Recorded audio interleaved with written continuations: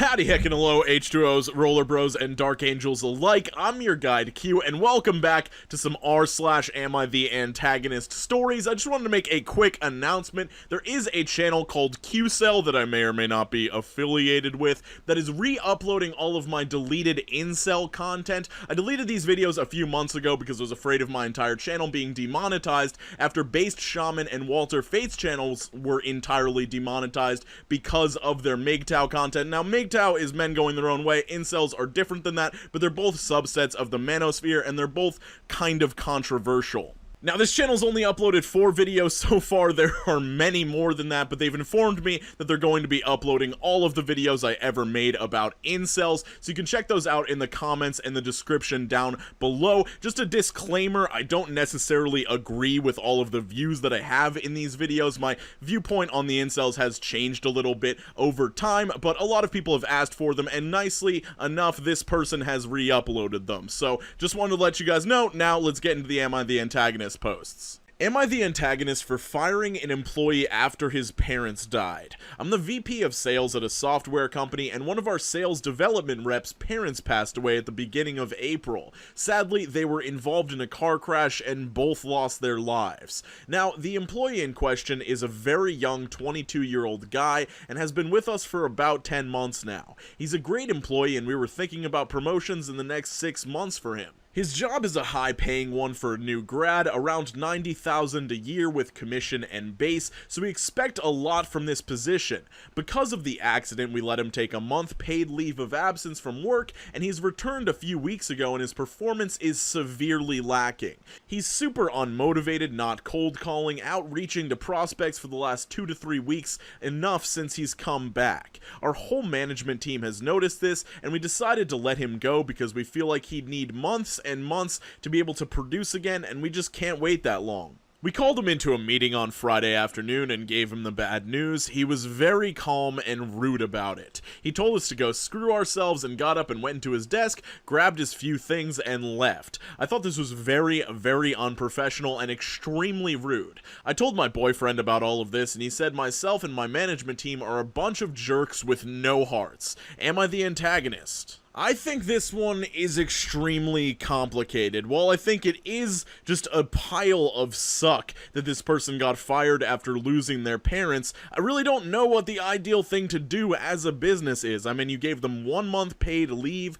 and then over the next 2-3 weeks, they're not really doing their job adequately, and that really stinks from a business perspective, but obviously you want to be human about it and understand that that person's going through a lot. Imagine losing your parents and then having to make sales a month later. Let me know what you think the best solution to this is. I really have no idea. I think maybe from a business perspective, I'd be like, hey, we're either going to have to lay you off or you can resign. You can collect unemployment for however long you need to recover, and then your job will still be here when you do recover. You can get hired again and we'll let you be a sales rep again, but even that, I feel like there's problems with that. So let me know what you think. Am I the antagonist for stranding a date without a ride because she was ignoring me? So last weekend I went on a Tinder date with a girl who I've been chatting to for a while. It was our second date and I thought things were going pretty well. We end up at this rowdy bar a bit far out, 30 to 40 minutes, which I recommended. It was good fun until she sees someone she knows, this guy she went to college with, and they start chatting. I awkwardly try to join in, but I'm basically ignored. I leave them to it and get some food and come back like 30 minutes later. They're still chatting. I stand around like an idiot trying to join the convo, but at one point the guy literally blocks me out with his back, and my date says and does nothing. They back into a corner and only talk to each other. At this point I go out and grab a smoke. She comes out after me and apologizes, says she hasn't seen this guy in ages. I tell her that's cool, but I'm just gonna head home soon. She asks me to wait for her because she doesn't have a ride and it's far from home. So I wait because whatever, night is ruined and I might as well just hang out. I wait another 20 minutes before heading back inside to tell her that I'm going home and she can either come with me or stay. I see them in the same corner with the guy blocking my view. I try to talk to her, but he keeps turning to block me away. I gesture to her that I'm going, and she holds up a finger like, wait a minute, and instead of coming to talk to me, she just keeps talking to her friend. I've had it at this point, and I just text her, leaving now, bye, and head straight to my car and leave. She asks me where I am and if I can go back and pick her up, since she doesn't have a ride and her friend doesn't live close to her like I do. I say no and hang up.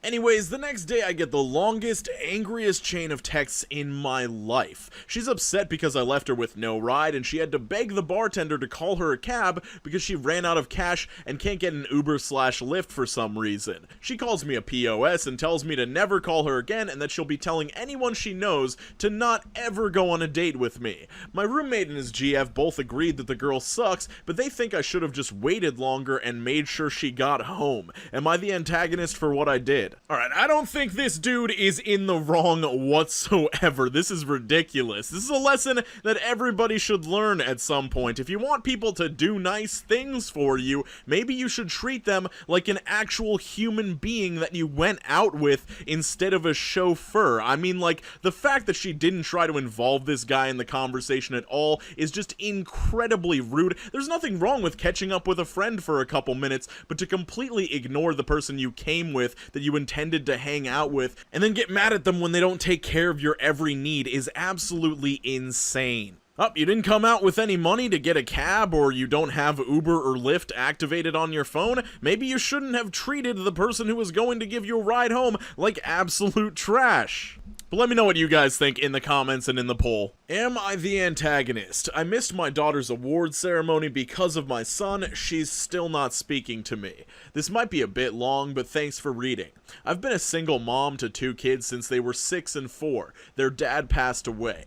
Around that time, my son was formally diagnosed as autistic. He's not very verbal and prone to physical outbursts when he has a meltdown. He's been in therapies of every kind for his entire life, and it's helped somewhat. Their dad had a life insurance policy which allowed me to stay home as my son's main caregiver while working freelance, but money was tight and finding anyone capable of watching him has always been a challenge. My daughter was graduating from college last year. A week before the ceremony, she had an award ceremony for academic achievement. I was obviously incredibly proud of her. She asked me to come to it and I said I would. Her college is 2 hours from here. I hired a trained sitter who specializes in autism the day of the ceremony. Right as I was about to leave, my son had a meltdown and was lashing out at the sitter. I couldn't leave and he wasn't calm for hours. I left my daughter a voicemail saying I wasn't going to be able to make it. She called back that night absolutely livid. She called me a bad mother, said I had 2 kids but only cared about one, that I'd missed every game and performance she'd had as a child, and it clearly wasn't going to change as adults, and that she was just done.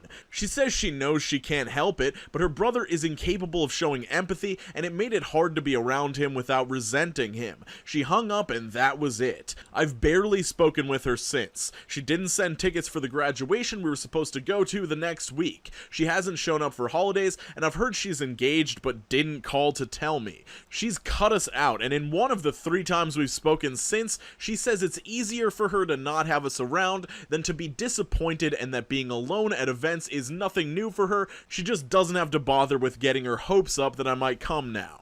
Am I the antagonist? I've offered family counseling and all other manner of things. I know I wasn't a perfect mom growing up, I didn't make it to her things, but not for lack of caring. I'm heartbroken, but I don't think me not showing up in an emergency should have lost me my daughter forever. Okay, this one is pretty complicated. I feel like it seems to me as though this mother has really focused on parenting one child. I think she just had her head down trying to parent this autistic child with severe issues that she kind of forgot about her other kid. And I know that that does happen, but it doesn't necessarily make it excusable. I honestly think that family counseling is a really important thing to get into in this situation, but maybe that should have been suggested earlier because it kind of sounds like it's too little, too late for your daughter. I can't imagine how difficult it is to parent someone that's so severely autistic and really doesn't have the ability to communicate as much and has outbursts and meltdowns that they aren't in control of in any way. So I can't really say too much about this situation. I feel like it's kind of a situation where I don't feel like I have enough info to make a definitive call on who is the antagonist. It's just a sad, sad situation. The one thing that I can say about this post, and this was brought up in the replies down below, is she probably should have trusted that sitter that specialized in autism to be able to take care of the situation, since that was her specialty. That was her area of expertise. The fact that you didn't go at that point is very disappointing, especially for your daughter. So, like I said at the beginning of the video, you can find a link to that Incel Archive channel in the description down below and in the comments down below. Check that out if you want. Also in the description will be links to my Instagram, Twitter, Twitch, and all of the Amazon affiliate links to the equipment I use. The cool thing about those is if you click those and then do other shopping on Amazon, I get some credit for that. It does help me out a little bit if you feel so inclined to, before you do shopping on Amazon, to come to a video and click on a link. That's cool. If you want to do that, regardless of that sort of stuff, skate on the best of your abilities, guys. Make sure you're drinking more water, and I will see you very soon. Have an absolutely wonderful day.